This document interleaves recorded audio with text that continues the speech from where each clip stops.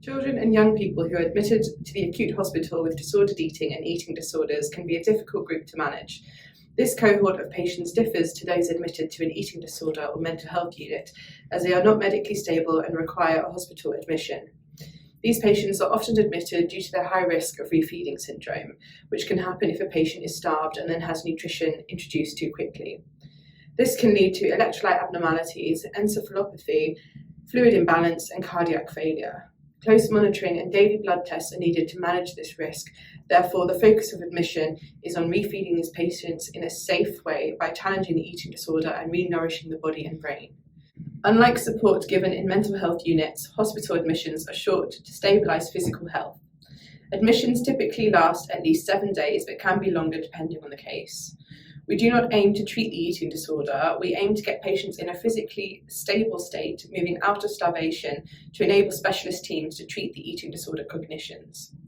As a dietitian, my role is to facilitate these patients to increase their calorie intake, most times with a meal plan of specific calories to mitigate the risks associated with feeding too quickly or too slowly.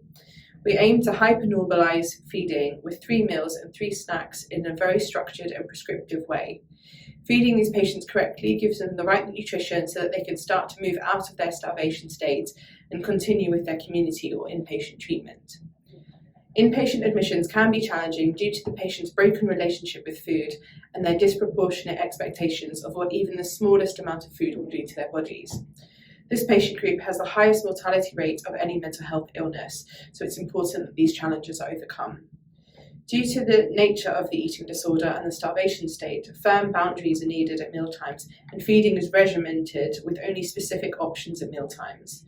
Sometimes a mixture of food and enteral nutrition is needed if patients are unable to complete the plan with food alone. Cambridge Children's Hospital needs to be able to provide meals and snacks according to the prescribed meal plans, and we need to be able to produce a specific measurable amount for each, so we can ensure that they are getting the right amount of nutrition.